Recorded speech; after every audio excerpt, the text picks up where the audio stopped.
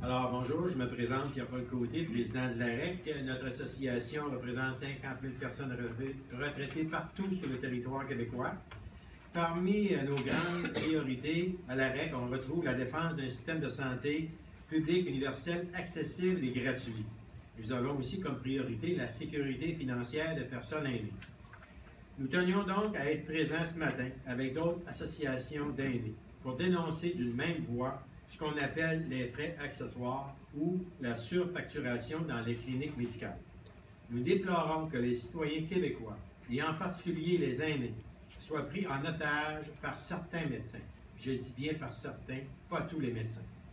Au plan collectif, la surfacturation compromet l'avenir de notre système de santé publique.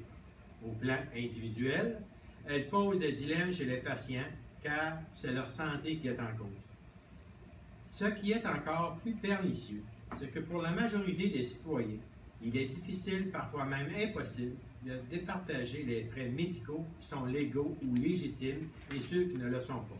Dans le doute, plusieurs se taisent et ramassent la facture. C'est encore plus vrai dans un contexte où l'accès à un médecin devient de plus en plus difficile, où les délais d'attente pour une consultation avec les spécialistes s'allongent. Dans ce contexte-là, bon nombre d'aînés n'osent pas refuser de payer les frais réclamés lors d'une consultation, surtout si ces frais leur sont présentés comme étant inévitables. Régulièrement, on me fait part dans le privé de situations problématiques. Les exemples sont variés, mais comme je le mentionnais, beaucoup de gens n'osent pas dénoncer sur une base individuelle. C'est donc important de nous regrouper et de dénoncer d'une voix forte et unie ces pratiques. C'est ce que nous faisons aujourd'hui. Nous voulons donc exprimer haut et fort le refus des personnes aînées de payer pour des frais qui devaient être couverts par le régime public. Le ministre de la Santé nous berne lorsqu'il dit vouloir encadrer les frais accessoires sous prétexte que les gens acceptent cela. C'est faux.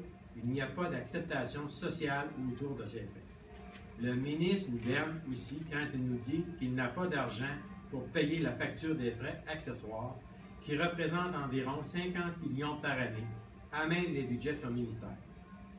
Elle seule, la rémunération des médecins a bondi de plus de 300 millions uniquement l'an dernier, sans compter les 800 millions payés, entre autres sur la surrémunération depuis 2010.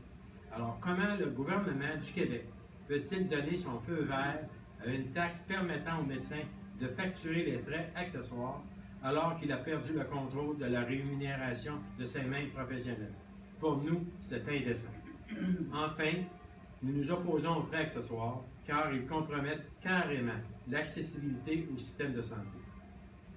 Il ne faut pas se leurrer. Ces frais ont l'effet d'un ticket modérateur. Pour nous, c'est inacceptable. Depuis 1 an et demi, nous avons participé à un mouvement d'opposition aux frais accessoires avec des médecins, des infirmières et des usagers du système de santé. Nous avons diffusé de l'information à nos membres pour les sensibiliser. Nous les avons invités à s'inscrire au recours collectif entrepris par le cabinet Grenier-Verboët contre le Collège de médecins, le gouvernement et plusieurs cliniques médicales. Ce matin, nous lançons encore un appel au ministre Barrette. Il n'est jamais trop tard pour réparer une erreur. Il doit empêcher et non pas encadrer la prolifération des frais accessoires. Il doit se faire le gardien de notre système de santé publique. Merci. Merci, M. Côté.